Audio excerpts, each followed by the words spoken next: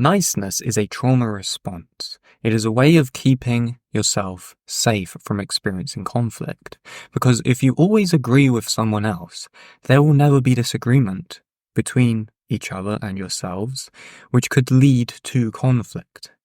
But doing this will destroy your own autonomy and individuality to make decisions for yourself for your best interest. We can see this kind of behavior manifest through a lack of personal assertiveness, poor boundaries with others, being passive and overly agreeable, causing our own ambitions to be belittled and made redundant in relation to others. Ultimately, you end up pleasing everyone else apart from yourself. Now, why does this happen, you may be asking? This is all because you repress the energy of anger and have buried it into your shadow, in a Jungian sense. That you as a person have developed an inherent fear of conflict or of mere disagreement itself with others, and therefore will always prefer to be in the mediator category of communication or middleman for other people's problems in groups. Ultimately, you don't know how to relate to the emotion of anger in a healthy way to reap its positive benefits. Avoiding the emotion of anger through repression is only going to lead you towards demonizing it further and further continuously, which will end in an inevitable explosion of its unhealthy expression through reactivity rather than proactivity. This is all because what you resist will persist.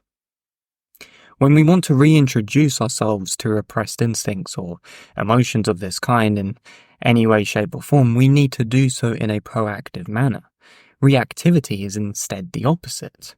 When we, without our control, become possessed by our own emotional states, that is reactivity. We're reacting to certain situations, we're becoming triggered, and then the emotion or the instinct takes over us. It is therefore essential to find a way to channel that energy of anger through reassociation, positive reassociation, so that you can use it to your advantage. In psychology or psychoanalysis, this channeling of energy is often called sublimation, and it's talked about as a defense mechanism. But really, it's actually a way of realigning your energy so that you can use them most efficiently and proactively as possible. This is the act of essentially repurposing something towards a more beneficial outcome. Rather than being a constant victim to a negative traumatic stress response that involved the experience of conflict in the past that caused you to either fawn, freeze, or repress your anger, instead, you need to align that emotion of anger towards a positive activity of self-improvement. By doing this, you are fundamentally rewiring and resetting your SNS, your sympathetic nervous system, and the way in which you experience and perceive emotional states by new experiences of positive reassociation. And this will fundamentally help you integrate repressed parts of yourself that need integration, which would be the ultimate embodiment and act of what is often called by Carl Jung shadow work. You're integrating the things in which you have repressed through a proactive, positive, reassociative manner.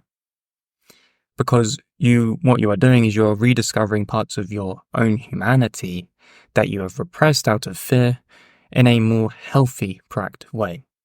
So if you feel like this is something that you are personally dealing with, whether you're dealing with anger issues, things to do with low self-esteem, if you're struggling with the concept of shadow work, trying to understand it and trying to basically put it into practice, then jump on a free one-on-one coach call with me.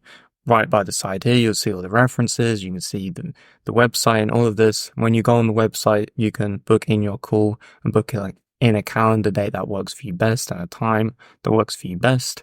And what we can do is we can basically talk about the process that I'll put you through in the discovery call with regards to me showing you and describing solutions that I will be using with you through coaching so that you can overcome these issues with either intrusive thoughts, low self-esteem, procrastination, and how that all intermingles in with the idea of shadow work and fundamental self-improvement. So if you enjoyed this video, guys, make sure to give that a like, comment your thoughts down below, and I will speak to you in the next video. Thanks for watching, everyone.